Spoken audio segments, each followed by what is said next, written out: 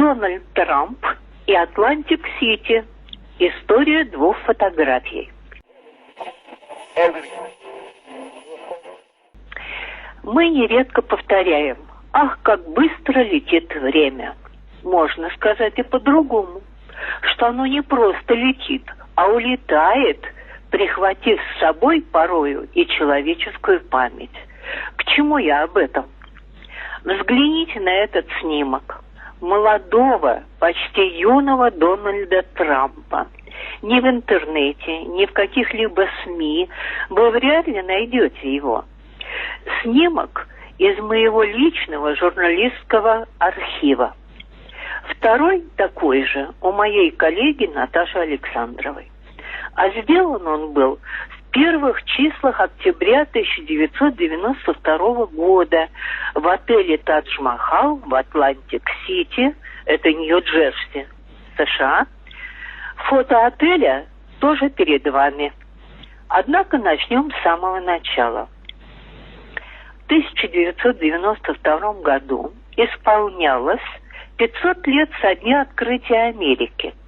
И Дон Бонхаус, президент Американской организации журналистов и писателей, пишущих о туризме, предложил провести очередной конгресс «Фижет» в Соединенных Штатах Америки. Руководством «Фижета» предложение было принято. И в юбилейный год журналисты почти 30 стран получили приглашение в Атлантик-Сити на 35-й международный конгресс. Поясню, что такое «Фижет». Обратимся к истории.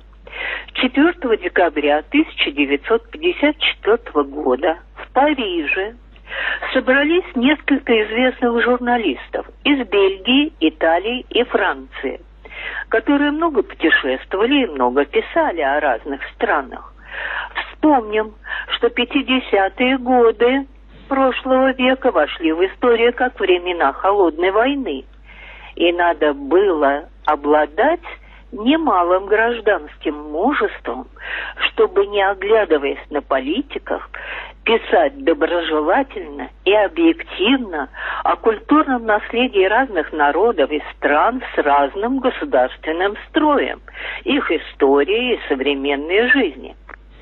Основными принципами, на которых был учрежден Фижет, стали принципы учредительной хартии ЮНЕСКО. Способствовать поддержанию мира и безопасности, укрепляя сотрудничество между нациями посредством образования, культуры и науки, облегчать свободный обмен идеями. Констатируя, что проблемы туризма во многих случаях требуют международного решения и что крупные туристские потоки все более выходят за рамки компетенции национальных кадров, ассоциации учредители пришли к выводу о необходимости существования органа, способного скоординировать их усилия и способствовать таким образом развитию туризма. Как в различных его аспектах на уровне отдельных стран, так и на международном уровне, делая полезное и сугубо мирное дело.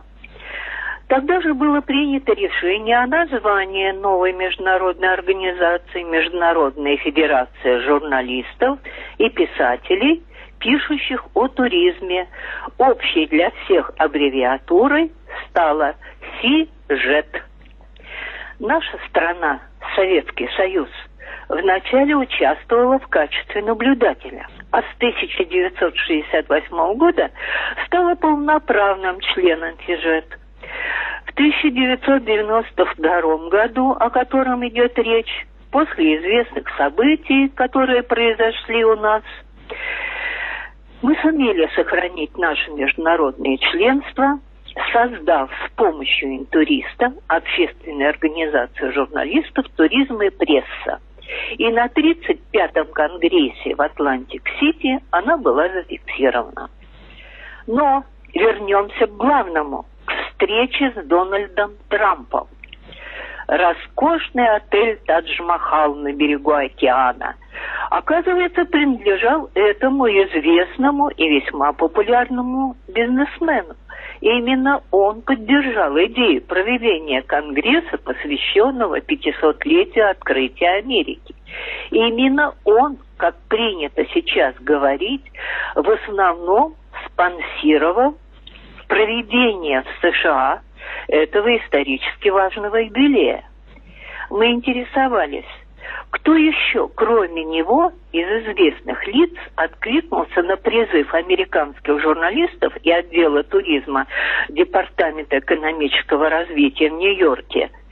Но и Дон Бонхаус, о котором я упоминала раньше, и Бетси Бойлд, директор туристских программ департамента, от ответа как-то очень изящно ушли. Когда же мы настойчиво попытались выяснить, почему именно Трамп помог организовать 12-дневное путешествие по стране для более чем 300 журналистов, они с улыбками переглянулись и очень довольные сказали: потому что это Трамп, наш Трамп.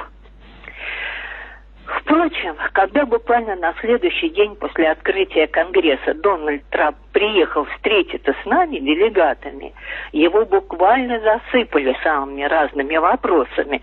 И он с удовольствием отвечал, но и сам спрашивал.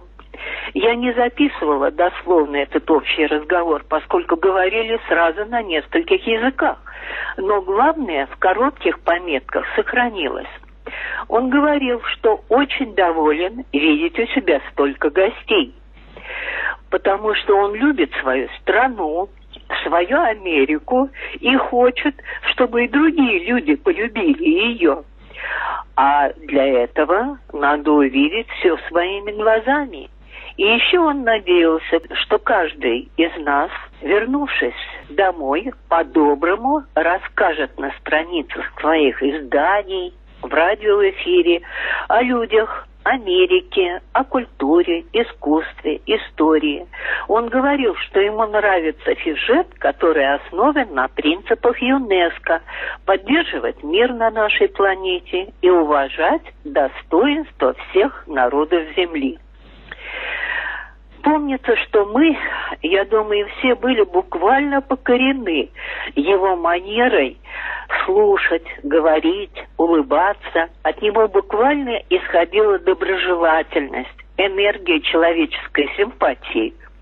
Его попросили оставить нам на память фото. Тогда-то и был сделан этот снимок, который потом размножили для всех. Путешествуя по стране, мы многое увидели. Мы побывали в Вашингтоне, в Нью-Йорке, Бостоне, Филадельфии, во Флориде. Мы посетили Диснейленд, Мир моря, в Орландо, множество музеев и так далее. Я решила рассказать сегодня об этой незабываемой встрече с Дональдом Трампом. Тогда он еще не был президентом, но это был талантливый бизнесмен. Он был еще очень молод, но и тогда в нем чувствовалась незаурядная, яркая личность. Не часто встретишь человека, в котором так ярко горели бы любовь к жизни, к созиданию, к желанию работать.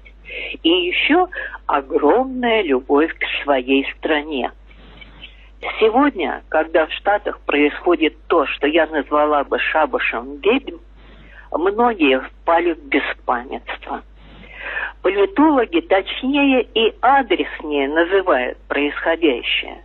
Но когда, потеряв всякую совесть и стыд, поливают грязью достойных людей, клевещут и упиваются своей безнаказанностью слегка подзабытые, но обретающие надежду на воскрешение так называемые политики, страна теряет тех, кто является истинными гражданами своего Отечества. Страшно и трагично, когда побеждает зло. Но бумеранг возвращается всегда.